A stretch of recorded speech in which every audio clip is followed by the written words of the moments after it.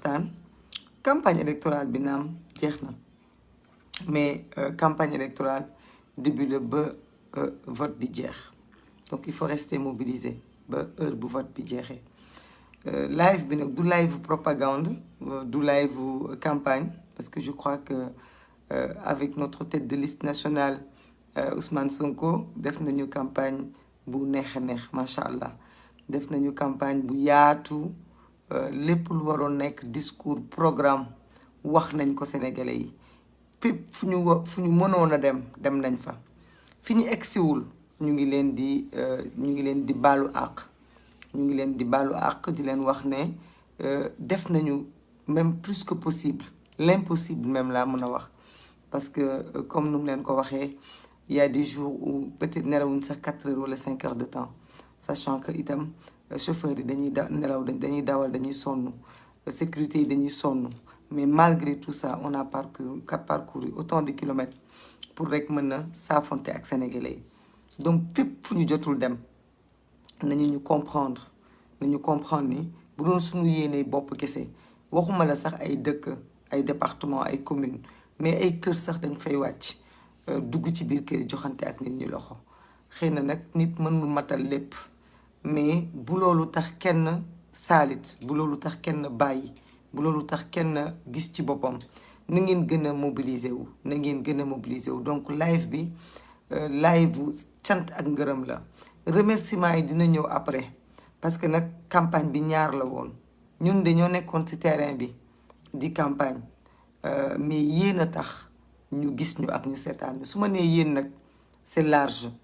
ñi nekk ci équipe digitale yi Facebook yi gis nañ leen ñi nekk ci yeneen xarala yi ñoom TikTok YouTube partout yéen a tax Sénégal yéen a ñu dugal ci biir këru sénégalais yi dugal ñu ci seen biir portable yi ba tax durant temps bi ñu nekk nii yëpp ñu accompagner sénégalais les sénégalais étaient avec nous durant cette campagne on a tellement de retours de gens qui nous disent dañuy xëy taal seen ay connexion xam fan la ñu dem fan la ñu war a dem lan mooy suñu programme di ñu gunge am na ñoo xam dañuy jël ay oto wala ay jakarta dëkk ba dëkk pour xaar ñu fa rien que pour gis ñu donc yéen ñi nekk ci réseaux sociaux yi yéen a tax loolu am parce que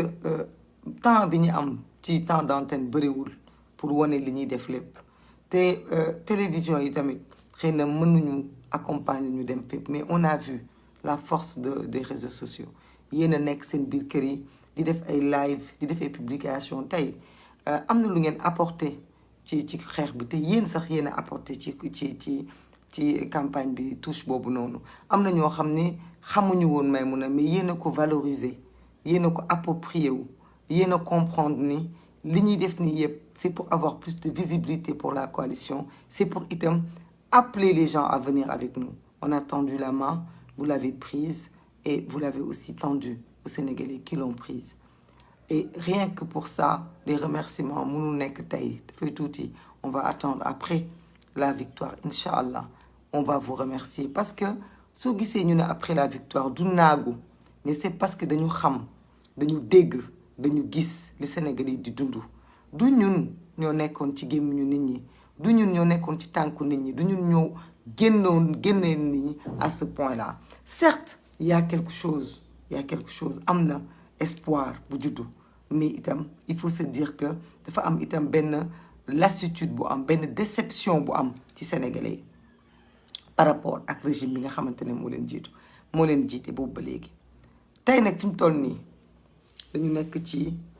benn dernière ligne droite boo xam ni il faut être très vigilant bu kenn jàpp ne rek gis naa marée humaine bii di dem donc alhamdulilah lépp gongo mën naa dem voter tëdd nelaw ni leen ko Ousmane Sonko waxee suñu tête de liste waxee ngeen taxaw sécuriser seen ay vote ndax gis nga jamono ji ñu toll jamono la boo xamante ne coono bare na ñëpp a sonn gis ngeen du ngeen gisee suñu cerne yi nii sax da ngay def ay filtre ci vidéo yi pour nit ñi mën la seetaan tellement que sonn nañu mais bu ngeen gisee coono bi nit ñi di daj ñëpp a sonn yéen ñi ci réseaux sociaux yi sonn ngeen parce que nelawu leen ba 4 heures du matin heure bu ñu tëddee heure boobu ngeen di tëdd heure bu ñu yeewoo heure boobu ngeen di yeewu yéen ñi nekk seen biir kër yi boole ko ak suivre Yewwi Askan Wi boole ko ak seen i liggéeyu bopp kon ñëpp a sonn mais def leen un dernier sursaut un dernier taxaw parce que li ci des ay heure la li ci des ay heure la nekkatul ay jour lu waaye sonn taxawal diggante bi yàggatul diggante tey la ba suba ci heure bii 18h40 suba dina fekk lu gën a bari jàlloon na waaye du tax mu jeex mais ba ñu tëj bureau de vote yi ba ñu comptabiliser foofu nag moom lay waxee ndax nag Sénégal tàmm nañu bu Sénégal soxlaa bu àdduna soxlaa nga gis ñoo xam ne seen ay petites personnes seen ay jëmmi bopp kese nar na tax ñu ñàkkloo Sénégal te loolu nag kenn ku nekk na nga ci bàyyi xel sénégalais bu nekk na nga ci bàyyi xel ak foo mënti nekk tey man sama appel dama koy def ci ñi nga xam ni ñoo fare ak président Macky Sall ñi fare ak président Macky Sall nekk ci ginnaawam te am ambition ñi nga xam ne bëgg nañu gis Aly Ngouille Ndiaye mu am ambition nekk président ba gis Abdoulaye Daouda Diallo mu nekk président bëgg gis Amadou Ba mu nekk président bëgg gis keneen ak keneen mu nekk sax candidat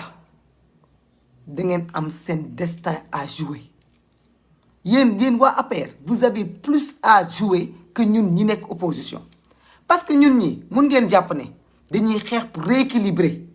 te ñun li ñuy xeex ni dañ ko bëgg gàttal fii rek avant 2024 mais bu dul fii di 2024 ala kulli aali parce que population bi moom moo décidé loolu population moo décidé ànd ak Yewwi population moo leen won avertissement ci local yi donc ñun du suñu problème du un problème autant que yéen seen problème xam nga yéen seen problème mooy lan yéen waa APR mooy da ngeen am njiit boo xam ne buggul dauphin da ngeen am njiit boo xamante ne gëm na ni bu dul moom du keneen kon yéen ñi nga xamante ne am ngeen ambition am ngeen lu ngeen bëgg am ngeen lu ngeen yéene te nag bëgg ngeen jàmm te bëgg ngeen 2024 dëkk bi ñëpp nekk ci jàmm yéen a war a xam ni lii élection législative la bu doon jàmm rek tax bu doon Sénégal kese tax du jaral président Macky Sall li mu nekk di ko jaral nii di recevoir ay nit ci ay palais depuis barki démb di distribuer ay xaalis di yokk ay salaire yu fonctionnaire à 24 heures des élections ak leneen lu ñu yëgul lu ñu yëgul kon war ngeen xam ni président Macky Sall fi mu jëm yéen lay njëkk a dal ci seen kaw parce que yéen la bëggul kenn ci yéen am ambition ci kanamam yéenewu ko kenn Mimi Touré en première elle doit vouloir que Macky Sall perte ses législatives yi képp ku bëgg Mimi waroo bëgg Macky Sall gagné législatives yi parce que bu ko gañewulee elle a ses chances comme ni ko keneen amee dina poser candidature sénégalais yi ñooy décider bëgg nañu wala bëgguñu mais dina déposer candidature am keneen ak keneen dina ko defee noonu mais bu président Macky Sall lambee majorité xam ngeen bu baax yéen waa APR xam ngeen bu baax ni président Macky Sall lii mu bëgg du affaire ay majorité noonu feneen la bëgg a dem te fi mu bëgg a dem nag bu ci jotee kenn du fa dem parce que gis ngeen ko képp ku nekk APR rëq na sa ndigg fexe na ba ku bëgg am ambition wala sénégalais sax bëgg la commencer di la suivre di la xool mais dalay dagg te bu paree ci lii ça va être pire. Prenez vos responsabilités vous n'avez rien à perdre gëm leen seen bopp élection législative lañ nekk mandat bi baaxul député yi représenté wuñu Sénégal liggéeyaluñu askan wi président Macky Sall kenn du ko tere nekk président bu ñu gañee ñun assemblée nationale sax opposition bu gañee du tere il restera le président ku ci sa wërsëg nekk di nga continuer di ko lekk gëm leen seen bopp ngeen gëm Sénégal li lay war a suuli gëm leen seen bopp ngeen gëm Sénégal bàyyi leen di xalaat seen bopp c'est l'avenir de ce pays qui est en jeu ce n'est pas une histoire de personne ak de lu may amal sama bopp rus leen ko jomb leen ko ñaata yoon lañ leen jox lu ngeen bokk yóbbu ci seen kër def ci dépense fay ci ay école bu ëllëgee ngeen nekkaat ci ay jafe-jafe toppaat ci régime bi di daw ñaata bourse sociale lañ fi joxe lan la réglé barki démb après tabaski bi ñaata 80 000 lañ fi joxe lan la réglé dëkk bi da ngeen koy jël teg ko ci loxo yoo xamante ne dañuy liggéey l'intérêt commun l'intérêt général liggéeyal askan wi yépp tax ñépp gis ci seen bopp mais pas des intérêts crypto personnels fàtte leen seen bopp ñi nga xam ne mënuñoo fàtte seen bopp ngir yàlla wala suul toog leen seen kër toog leen seen kër citoyen dafa war a voter de mais quand on n'a pas le courage de voter juste on doit au moins avoir la décence de s'abstenir loolu mooy dëgg parce que fi nit ñi jëm xam ngeen ko xam nañu ko fi ñu jëm xam ngeen ko xam nañu ko xam ngeen ni lii ñu bëgg a def ñun du pour suñu intérêt bopp parce que du càgginu man damay dem assemblée nationale du càgginu man damay dem defi quoi que ce soit mais xam ngeen lan la intérêt Sénégal yërëm sénégalais yi bëgg a éviter li fi amoon 2012 amaat fii ndaxte bu nit ñi di xeex da ngeen tëju seen biir kër yi xale yi ñoo ciy ñàkk seen bakkan yërëm leen xale yi yërëm leen réew mi ñi may dégg fan yi ñu commencé jóg parce que président recevoir na la am na lu mu la jox pendant 10 ans yaa ngi daw ci ginnaaw président pour mu recevoir la munoo fexe ba gis ko jotoo ci moom dërëm tey mu ñëw jox la ñetti dërëm ngay welti lan moo ko fi jar lan moo ko fi jar quand on est devant l'histoire quand on est devant un tournant pareil arrêté leen seen intérêt personnel yi ngeen di jiital ci kaw réew mi loolu àq la parce que da ngeen a bokk ci réew mi am na nag ku am sañ-sañu jàppale président Macky Sall parce que moom la àndal kooku duñu ko wax dara ndax bëgg-bëggam la sañ-sañam la mais dama ni ñi nga xamante ne ñëpp xam nañu seen bopp dañuy jóg tey jamono tey jii parce que am na luñ ci am nañu am suñu kersa nañu am seen kersa yi njaboot nañu xam ne bu ñu jëlee responsabilité def ko pour des intérêts crypto personnels demain lu am ci réew mi am nañ ci responsabilité kon xoolaat leen doxalin yi jigéen ñi sama moroomu jigéen ñi man de dëgg la benn jigéen ànd ak ay góor dafay yomb xëy na posture jigéen boobu ñu gis ko parce que jigéen yàlla dafa am lu mu def ci ñun waaye taxawaay bi ñu jéem a taxaw ndax dañ koo jéem dong xëy na mataluñ ko jéem ko ci ginnaaw soxna Aïda Mbodj muy sunu yaay di sunu mag taxawaay boobu xam ngeen ngir lan la ngir siggil jigéen ñi ngir dooleel jigéen ñi ak ngir jigéen ñi xam ne Yewwi Askan Wi jigéen ñi am nañ ci place ndaxte nag ñun dañoo newoon ci kanam rek mais jigéen ñi nekkoon ci suñu ginnaaw ñoo ëpp fuuf ndax tey boo xoolee ci réseaux sociaux yi jigéen ñi galvaniser suñu taxawaay ay jigéen lañu suñu ay morom lañu boo xoolee ci tali yi xool ci mbedd yi xool ci fuul yi jigéen ñi nga xamante ne ñoo jóg ànd ci mbooloo mi suñu ay morom lañ suñu ay nawle lañ boo gisee du début à la fin même léeg-léeg ñu yeewu sonn yaram yi bañ xam ngeen jigéen nu mu mel bëgg boppam poussière bi metti nga ñàkk sonn da ngay xalaat ne amuloo droit toog ndax boo toogee dañ naan góor ñi de résistant nañu te jigéen ñi wàcc nañ leen ginnaaw kon jigéen ñi dañuy jóg da ngay daal di dopewu da ngay daal di xalaat yow doom bu jigéen bi nga am jur ko xalaat xale yi jigéen ñi nga xamante ne ñoom nga romb ci tali bi nga ne il faut ma continuer il faut ma taxaw kon yéen jigéen ñi maa ngi leen di ñaan yeneen ni ci kër yi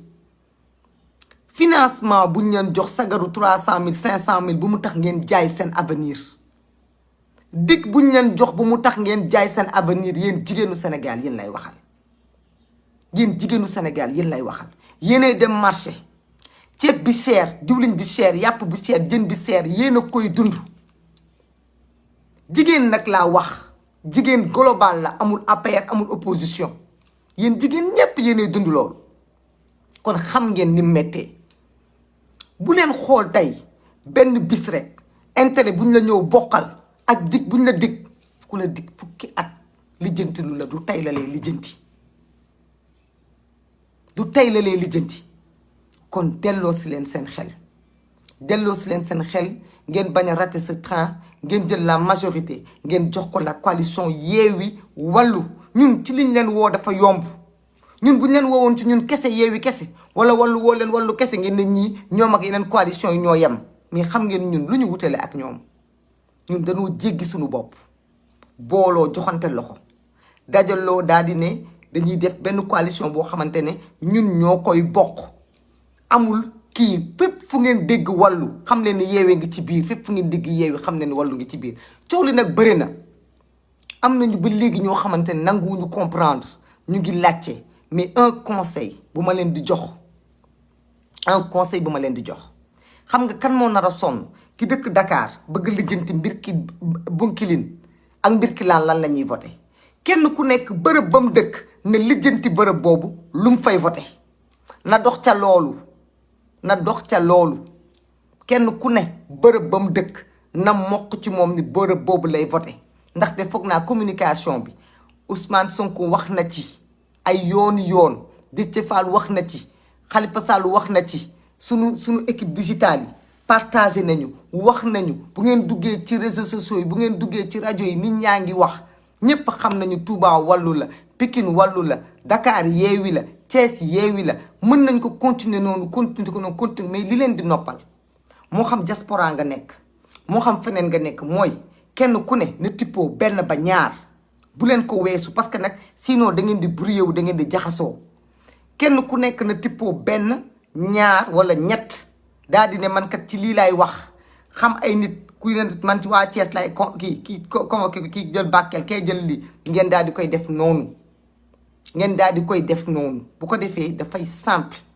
dafay yomb ci seen ay xel mais bu ngeen bëggee man mii di wax ak yéen mënuma toog jël lépp en tête ni ko Déthié Fall defee démb ci Ziguinchor yombul parce que moom mooy mandataire bi moo tëgg coalition bi mais nit day juum ma nga tax taxaw xool 56 départements yépp nga xamandoo ko dafay compliqué boo dëkkee Europe du Nord laajteel Europe du Nord ban campagne ban kii la bokk ban dëkk moo nekk Europe du Nord nga xool la nga fay voté nga lijjanti ko bu fekkee da ngaa am ay mbokk Dakar xool la say mbokk fuñ dëkk bañ dëkk nga xam ko doy na keneen def neneen mais boo bëggee amandoo toutes les informations da nga nar a brouillé wu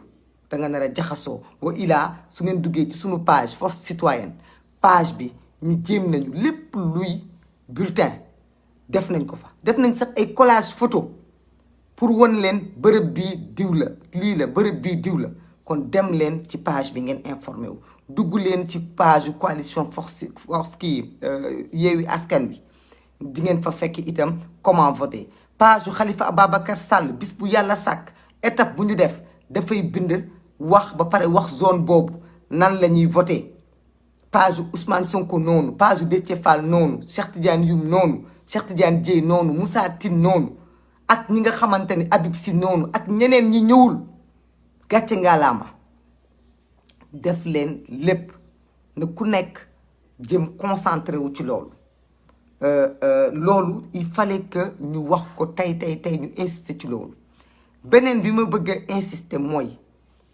achat de conscience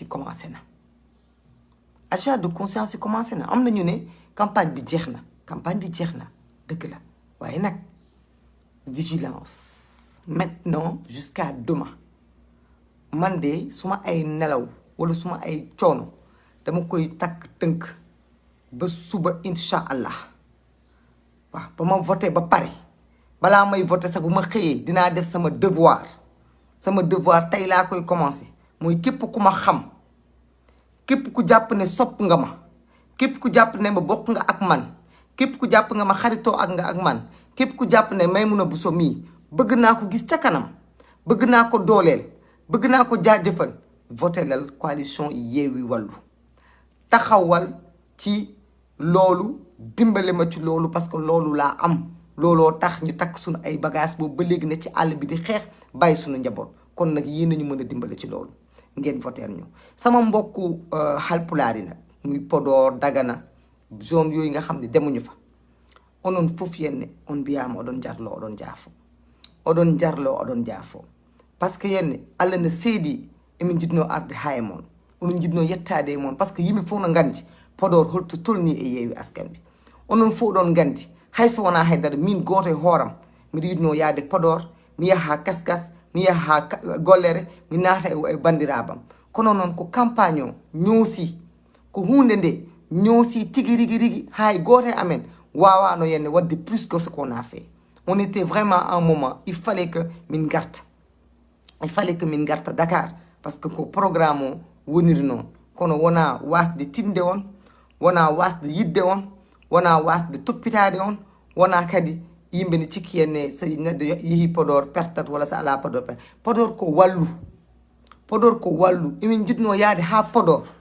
kono mi sikku tan équipe wallu ari toon nden fof ko gotum hono o wiiri mon ni Ousmane Sonko o wi on so campagne o gasi min puddo campagne présidentielle parce que hakkunde ɗo e présidentielle jot ala kana yimɓe ne jooɗo walla na pada walla na darto so yimɓe gummimi hen tan inchallah après la victoire yimɓe continue nden noon onon fof saabi Allah oɗon mbiye oɗon jarlo oɗon jaafo enen dendi haare ka ɓuure tinnade ɓuure darade par ce que hande so neɗɗo naati Wourossogui naati Matam tan elle naati Fouta so neɗɗo rewi Bakel elle naati Fouta eɗen gandi fof wona gotum jeew ɗo Ziguinchor min jeehi ha Bignona min natani Ziguinchor won guure ɗi min natani min jeehi ɗo ha Thiès won guure ɗi min natani min jeehi ɗo ha Touba won guure ɗi min natani ko noon ka feƴe ɗe yaari ina wonno e programme amen kono ko Allah woni ko hoddirani donc ngeen baal ma li ma bëggoon rek mooy ngeen xam loolu ngeen xam ne ba gënaluñu loolu la yàlla dogal waaye xam naa ni tey ngeen di gën a farlu tey ngeen di gën a takku tey ngeen di gën a am jom pour fexe ba wone ni le Fouta est libre le Fouta n'est le titre foncier de personne le Fouta est debout et le Fouta n'acceptera pas que ñu koy dagg ci Sénégal ay góor ñoo fa dëkk ay dimo ñoo fa dëkk ay doomu nit yu baax ñoo fa dëkk ay ñoo xamante ne ci Sénégal lañ bokk kon nag ñoom ñëpp kenn si ñoom ku nekk dina voté fépp foo xam ne wallu la wallu fépp foo xamante ne yeewi la yeewi fenn nag laa bëgg a tëjee Bignona démb suma yaram dafa daw parce que du càgginu dañu ne suñu tête de liste foofu mooy ay mbokkam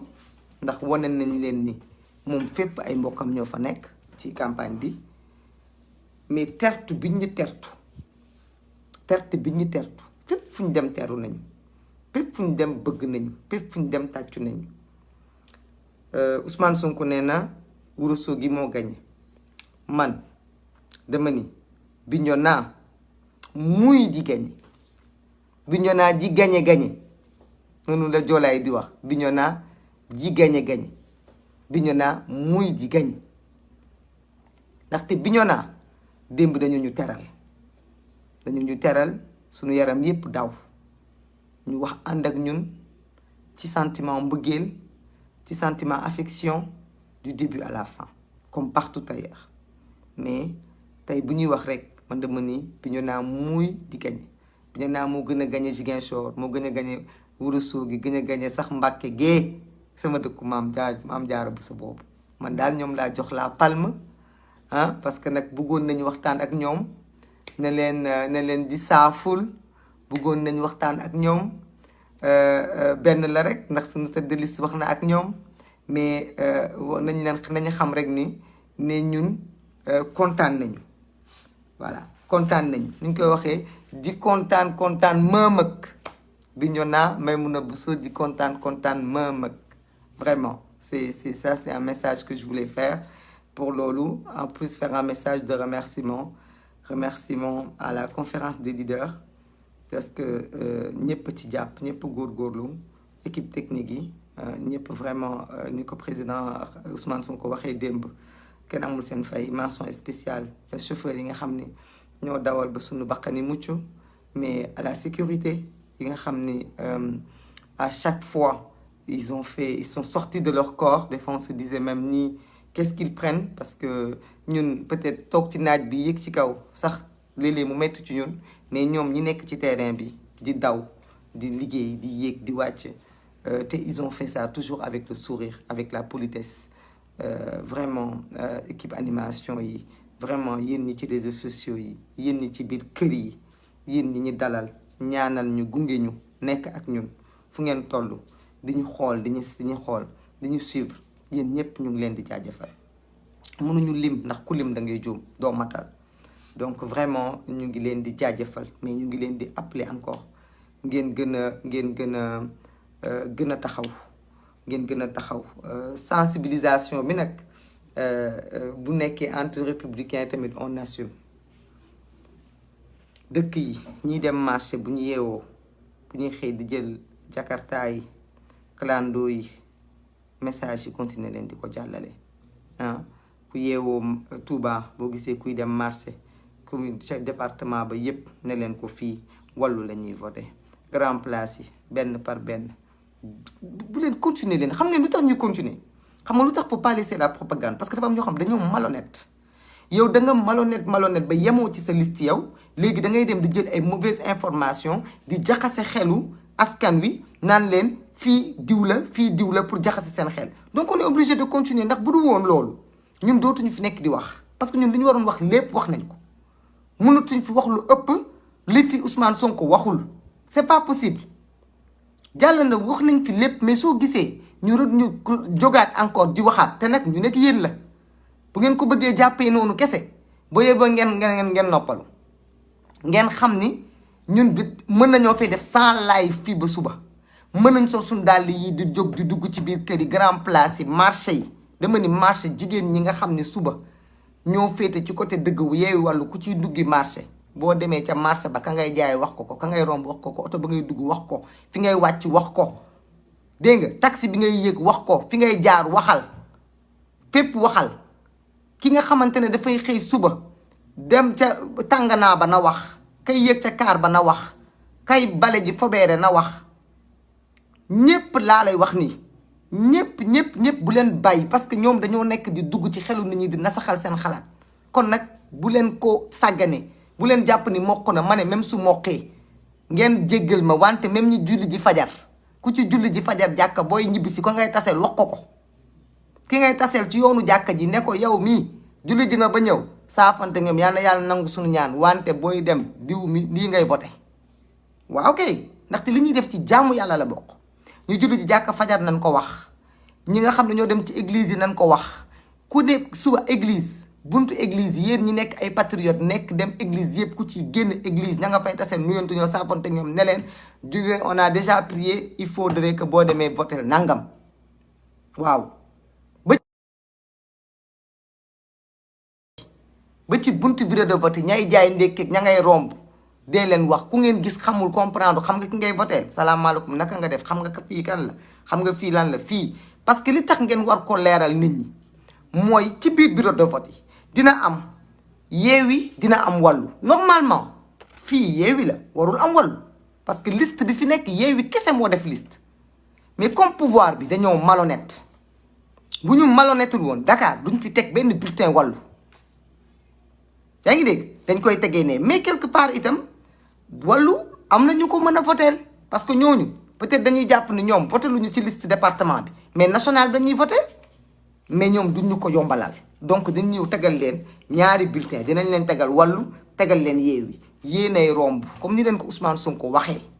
yéenay romb Wallu bu fekkee Yewwi la ngeen dem jël Yewwi voté kon nag bu leen tàyyi ci sensibilisation bi bu leen ci bu leen ci tay ba guddi maire yi di dem julli bàyyi julli jigée nañ ko fanaanoo xaar leen ci buntu jumaa yi wax leen ko ñi ci mbedd mi tey am na ñuy wàcc garage am na ñu si nekk wax leen ko suba ci suba fajar wax leen ko bu ñu paree nag na ngeen am seen fulla na message yi jàll ci biir koñ bi na bépp sénégalais boo xam ne dëkkoo ci gox lu la fa dal yaa ko teg sa bopp wax nañ leen ko am na ñu ma xam ñu nekk APR da ngeen di def ay transfert d'électeur jëlee nit bërëb nangam bu mu leen ci fekk ndax lu leen ci fekk yéen a ko teg seen bopp lii du élection présidentielle Macky su amee fit rek na xaar ba présidentielle mu samp ndëndam jàkkaarloog ñun xool ba xam nañ koy lijjantee élection législative lañ nekk suñu assemblée la ñuy voté suñu souveraineté la ñuy nangu suñu ay loi ñu di ko voté suñu bopp lii ñun ñëpp ñoo ko bokk ak fu waay mën a far ndax yéen ñëpp xam ngeen ni bi Sénégal di Sénégal ba léegi lii nekk fii caaxaan la waaye du assemblée nationale am nañu occasion jël assemblée bi teg ko ci loxo opposition mu contrôler kon nag bu leen ñàkk occasion boobu ndax seen ay mbiru bopp dëkkoo parcelle waa parcelle ñooy voté yow Kër Massar nga dëkk toogal Kër Massar bu la kenn dugal ci ay car wala di la dugal ci ay taxi di la yóbbu di la voté loo ndax junni bi ñu lay jox lu la fa dal yow yaa ko teg sa bopp bu la waa ji diggee ne la Macky laa àndal kii policier la dina la garanti wala dina la escorter lu leen ci dal yéen a ko def seen bopp ku nekk na nga voté fi nga dëkk ku nekk na nga voté fi bu fi kenn wax nag ne fii laa doon voté damaa tuxu dama ni dañuy waxante dëgg boo tuxee ci bërëb demal nga voté ci bërëb boobu ndaxte jafe-jafe bërëb boobu moom ngay dund sa yoon nekkul ci beneen gox donc vous êtes avertis patriotes yi dinañ mobiliser wu dinañ taxaw ci koñ yi di xool ku ñu gis nga wàcc ci car wala nga wàcc ci bis wala ñu gis la ngay dugal ay nit ak di génnee buñ la identifier lu la ci fekk yaa ko teg sa bopp ndax président Macky Sall amul assez de police et de gendarmerie pour surveiller dëkk bi yépp mënu ko même si l'armée sera dans la rue kon nag nañ leen continuer di sensibiliser nañ leen continuer di araftu nañ leen continuer di taxaw coono bi nañ ko naan wannu ko jóg taxaw ndaxte nag tey ak suba yàggatul lu waaye mën a sonn naan leen limon bu doy ngeen jóg taxaw ngeen continuer le combat jusqu'à demain incha allah ñu dugg ci bañ gàcc yi bàcc gaañi récupérer l'Assemblée nationale récupérer suñu souveraineté récupérer équilibre de ce pays là je n'ai rien contre les autres coalitions mais vote utile lañ wax yéene nañu ñëpp ñu am Sénégal am une représentation de l'Assemblée nationale et de la population kenn ku nekk mën a am député mën a dem ci kii pencu ndaw réew loolu mooy pluralité démocratique mais là on est devant l'histoire nekkatul ay diw laa bokkal diw moo ma neex diw laa xaritool ñii laa gën a sës raw gàddu la bépp baat boo jël loqati ko ci loxo Macky Sall jox ko opposition yaa ngi dooleel opposition waaye bépp baat boo jël teg ko ci loxo beneen coalition boo xam ni du coalition bu mënal Macky Sall dara yaa ngi dooleel Macky Sall c'est ça la vérité directement ou indirectement donc soo bëggee àndoog Macky Sall beneen coalition nga àndal mais fii taxaw temm xam nga ni fii ma nekk bu ma votelee sama coalition bii tamit mënalul dara Macky Sall mais voté leen opposition bi li lay war a soli bu nekkente ne tu es de l'opposition c'est la seule vérité parce que soo ko defulee yaa ngi coppati ci loxo opposition bi loo xam ni da ngay dimbale Macky Sall ci raw gàddu bi bu fekkente ne nag wóor na la ni yow sa coalition mën naa gagner Macky Sall acca doxalal ñun l'essentiel mooy na Macky Sall perte rek on n'a pas de problème avec l'opposition mais ñun ñëpp on est conscient que ça ne va pas se passer comme ça que si aujourd'hui on prend des votes on les prend des mains de l'opposition Macky Sall la ñuy dimbali kon nañ leen delloo si xel yi ñu xam ni c'est l'histoire qui se joue après lii ñun ñëpp dinañ àndaat booloo taxawal une opposition forte parce que quand on dit cohabitation ñun on n'est pas intéressé par des postes s'il y a des postes on fera un truc large l'opposition va se réunir ñu xool nu ñu liggéeyee parce que le Sénégal doit se construire donc loolu moom laa amoon lu ma ci wax li ci des nag mooy ñaanal ñëpp jàmm ak salaam di ko ñaanal ñëpp incha allah di wax nañ daje suba ak jàmm waaw nañu sécuriser waaw les yeux dans les yeux il faut regarder les gens les yeux dans les yeux voilà ku fa dëkkul rek xool leen ko les yeux dans les yeux ngeen xam ko xàmmee ko mu xam ne gis ngeen ko y a pas de wiri demain il y aura pas de wiri ce sera direct on va voter on va gagner voilà amul demal ñëwal dugal fii bañ dugg fii yooyu yëpp amul sécuriser le vote quand on le dit organisez-vous en brigade ngeen di relayer wu ça ne s'agit pas ngeen def ay rassemblement ay gox parce que vous allez leur permettre ñu ne leen da ngeen dajaloo fii mais am ngeen sañ-sañu def seen ay petit rassemblement di def ay navette di dem di ñëw et un conseil de grande sœur c'est ce que je fais man tant qu'on n'a pas voté on peut entrer dans un centre génnaat dugaat ci centre bi génnaat parce que am nga sañ-sañ boobu voté goo am nga sañ-sañ dugg ci centre bi à tout moment donc pour ñi nga xam dañu bëgg a def contrôle le matin da ngeen di ñenn ñi dañ teel a dem jigéen ñi da ngeen di togg de teel leen dem voté mag ñi suba teel ñoom la ñuy yeew mag ñi en général suba teel la ñuy yeew voté ñun ñi nga xam ne nag ñooy soldats yi dañuy dem suba dugg xool naka la demee duggaat xool naka la demee waaw comme ça on tâte le terrain et puis on remonte les informations on remonte les informations. On ne pourra pas, on ne fait pas le travail de la presse parce que la presse fait partie de la démocratie. Dinañ def seen liggéey mais ñun on remonte les informations fépp fu ñu gis fu amul bulletin fu bulletin manqué fu am anomalie signaler leen ko identifier leen ñu on fait remonter les informations bind leen WhatsApp yaa ngi fi Messenger yaa ngi fi suñuy téléphone dina tàkk am ngeen suñu ñaari numéro yépp am ngeen numéro ñëpp vous allez tout faire il faut envoyer les informations ñu collecter ko fu am anomalie ñu ngi appeler nag l'État mu respecter les choses bañ a def ni mu fi defoon 2017 ay Touba bureau de bulletin yi di fa manqué ne bulletin yi ñëw à l'heure ne bulletin yi ñëw à temps ne bulletin yi ñëw en nombre loolu lañ leen di demander ñu am ay élections démocratiques yu jaar yoon bu lépp jaaree yoon rek y aura pas de wiiri wiiri biir bëggee bañ a jaar yoon nag duñu ko nangu duñu nangu loolu donc loolu benn la leneen li mooy la presse samay xarit parce que nag man comme je le dis toujours yàlla jotewuma ma dem fépp ci Sénégal bi ma commencé politique ba léegi mais beaucoup dans la presse m'ont permis de rentrer dans beaucoup de salons avec les émissions les programmes les endroits les couvertures qu'on fait de nos programmes donc amuñu seen fay yéen tamit vous êtes face à l'histoire la presse vous êtes face à l'histoire tout ce qui est anomalie qui est constaté vous devez le dénoncer le relayer vous devez donner toutes les informations qui concerne ces bureaux de vote vous êtes un pouvoir à part entière yéen pouvoir bi ngeen am yéen a tax alternance am 2000 yéen a tax alternance am 2012 yéen a tax sénégalais yi toog seen biir kër seen xel dal parce que ñu xam ne yéen a ngi def le contrôle